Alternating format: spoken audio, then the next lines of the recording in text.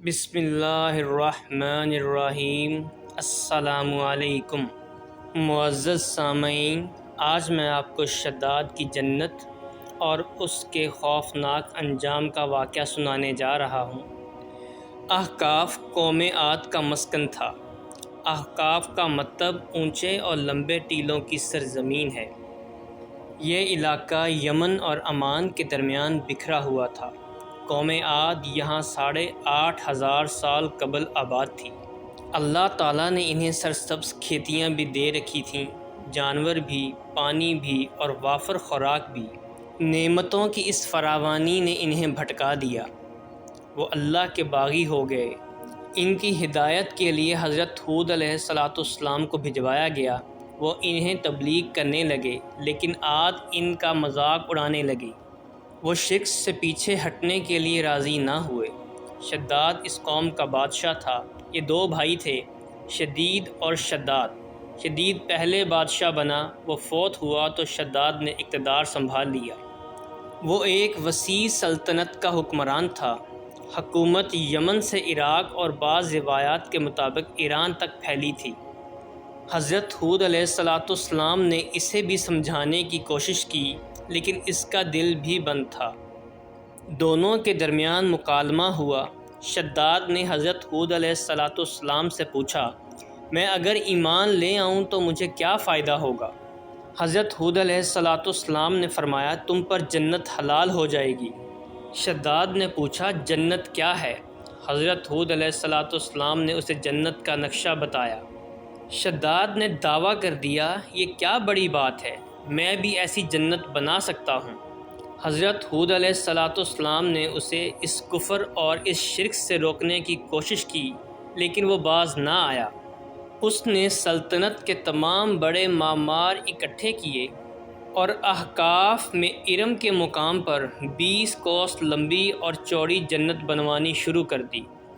جنت میں سونے اور چاندی کی اینٹیں بھی لگائی گئیں اور جواہرات بھی لٹکائے گئے۔ اس نے شہد، دودھ اور پانی کی نہریں بھی رواں کر دیں اور دنیا جہاں کے درخت، پودے اور پھول بھی لگوا دیے۔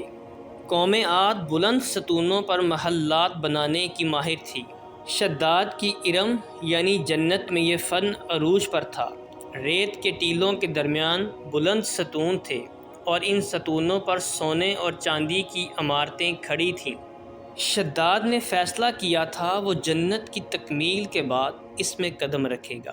معماروں نے جب اسے جنت کی تکمیل کی اطلاع دے دی تو وہ تیار ہوا، اپنی فوج لی اور جنت کی انسپیکشن کے لیے نکل کھڑا ہوا۔ وہ جنت کے دروازے پر پہنچا، گھوڑے سے نیچے اترنے لگا۔ ابھی اس کا ایک پاؤں زمین اور دوسرا گھوڑے کی رکاب پر تھا کہ ملک الموت آ گیا۔ شداد نے اس سے صرف جنت میں قدم رکھنے کی مہلت مانگی، لیکن فرشتے کا جواب تھا، اللہ تعالیٰ کا حکم ہے میں تمہیں تمہاری جنت میں قدم نہ رکھنے دوں۔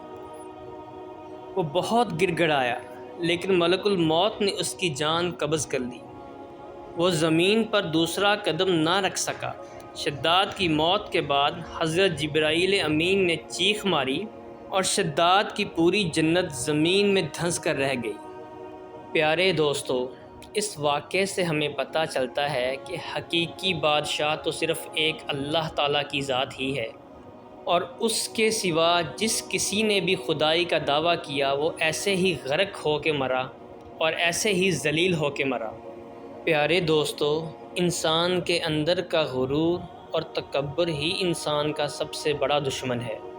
اللہ رب العزت سے دعا ہے کہ وہ ہمیں ایسی تمام برائیوں سے بچائے جن کی وجہ سے ہماری دنیا اور عاقبت خراب ہوتی ہے۔ جی تو سامعین، کیسا لگا آپ کو آج کا یہ واقعہ؟ کمنٹ باکس میں کمنٹ کر کے ضرور بتائیے گا، اور اگر ابھی تک آپ نے ہمارے چینل کو سبسکرائب نہیں کیا تو کائنڈلی سے سبسکرائب کریں تاکہ اس طرح کی مزید اسلامی ویڈیوز آپ تک پہنچائی جا سکیں۔ اپنا خیال رکھیں۔ اللہ حافظ۔